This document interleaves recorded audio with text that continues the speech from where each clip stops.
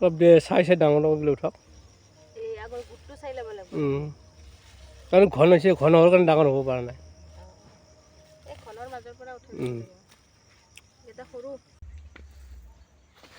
বাবা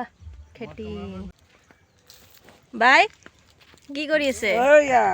এইটো কি শাক লাই শাক কবি লাই ইমান ডাঙৰ ডাঙৰ লাই মুঠি মুঠি কৰি কি বজাৰত নিব নেকি বাইদেউ বজাৰত নিব হা এইটো হৈছে মেইন মানুহটো আপোনালোকক যোৱাকালি এটা মই ৰীলত দেখাইছিলোঁ আমাৰ এই ঘৰৰ পিছফালৰ খেতিখন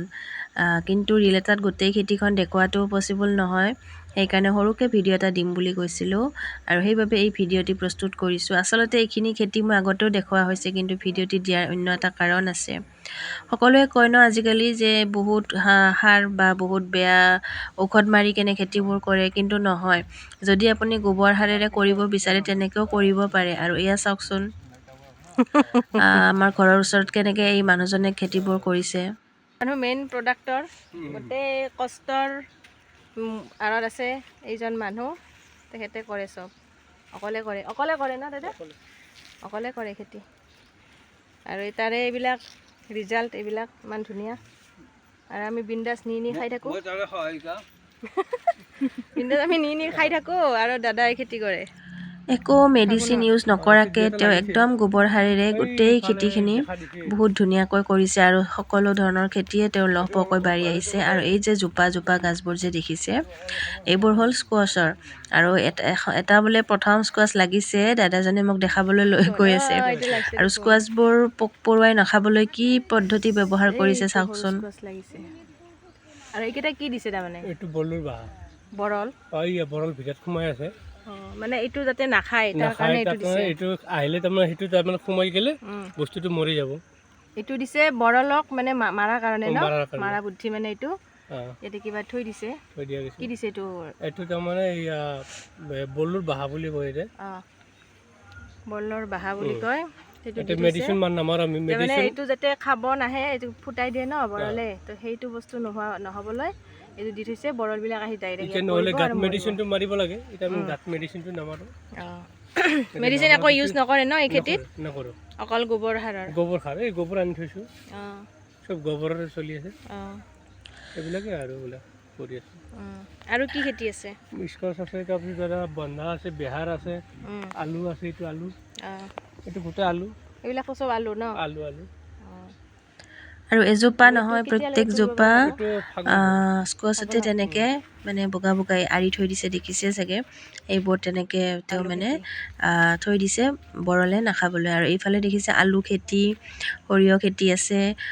বন্ধাকবি ওলকবি মূলা আৰু নহৰু খেতিও লগাইছে কিন্তু সকলো খেতি অকলে কৰিছে তেওঁ 20 টকা আৰু মই ল'লোঁ ওলকবি আৰু মূলা আৰু এই বন্ধাকবি ফুলকবি হোৱা নাই বন্ধাকবি আৰু 2 দিন এইটো নমূলা কৰিছোঁ না 2 কিলো দিলে হ'ল এতিয়া খেতিবোৰ চাবলৈ খুব ভাল লাগে কিন্তু খেতি কৰাৰ আঁৰত যে কিমান বেছি কষ্ট থাকে সেয়াটো খেতি কৰাসকলে বুজিয়ে পায় আৰু ইমান সহজ কথা নহয় এখন খেতি ভালকৈ কৰি ভালদৰে ফল লগোৱাটো আৰু এইখিনি লগাইছিলে মূলা এইখিনি কিন্তু তেওঁ বিক্ৰীৰ কাৰণে নহয় এনে লগাইছিল তো মই তাৰ পৰা অকণমান ছিঙি লৈ আহিলোঁ ইমান ধুনীয়া আৰু যে খাবলৈ বহুত সোৱাদ লগা আৰু কোনো এটা বস্তুতে মানে ঔষধ ব্যৱহাৰেই কৰা নাই অকল গোবৰ সাৰেৰে কৰা আৰু চাওক কিমান ডাঙৰ এটা বিশাল এটা এৰিয়া হয় অকলে গোটেইখিনি তেওঁ চলাইছে দূৰৰ পৰা ঠেলাৰে লৈ আহে ঠেলা আগতে দেখাই দিলোঁ ঠেলাৰে গোবৰ সাৰবোৰ লৈ আহে আৰু ইয়াতে ধুনীয়াকৈ সাৰ যোগায় তেখেতে আৰু এয়া মই শাক পাচলি ল'লোঁ শাকো ল'লোঁ বাইহঁতৰ পৰা মানে সেই দাদাজনৰে হয় তেওঁলোকে মানে এইবোৰ শাকবোৰ মুঠি মুঠি কৰিছে বজাৰত লৈ যাব গোটেই বেগবোৰত ৰেডি কৰিছে দেখিছে আৰু এতিয়া মই বস্তুখিনি লৈ ঘৰলৈ যাম আৰু এতিয়া আমি গুৱাহাটীলৈ যাব লাগিব গতিকে বেছি সময় ৰখা নাই তাতে মই অলপ সৰুকৈ ভিডিঅ'টি কৰি আপোনালোকক দেখালোঁ এই দাদাজনে ইয়াতেই খেতি কৰি বহুত টকা উপাৰ্জন কৰিছে লগতে ধুনীয়া ধুনীয়া ঔষধ নিদিয়া খাদ্যবোৰ আমাকো খুৱাইছে আমি এইবিলাক লৈ লৈ ইয়াৰ পৰাই যাওঁ আৰু আমাৰ খেতিও আছে লগতে আছে ওচৰতে আৰু লগতে দাদাজন যি এনেকৈ সৰু দেউতাৰ লগত চব্জি পাচলি ল'ব আহিলোঁ পটাপট যিহেতুকে যাব লাগিব লৈ পূৰা উঠাই লৈ আহিছোঁ দাঙিব পৰা নাই এইবিলাক মূলা ওলকবি মই খুব ভাল পাওঁ দালিত চালিত দি খাই আৰু মূলাটো ইমান ধুনীয়া নহয় কোমলীয়া একদম মানে বেলেগ ঔষধ মাৰা নাই আৰু অকল এই গোবৰ সাৰত বনাইছে কি খাব আৰু টেষ্টি একদম কোনফালেদি যাম দেউতা দেউতা এই ৰাস্তাটো পাহৰি গ'লোঁ কোনফালেদি যাম আজি এইখিনি ভিডিঅ' আছিলে চাই কেনেকুৱা পালে জনাব ভাল লাগিলে লাইক কমেণ্ট এটা কৰিব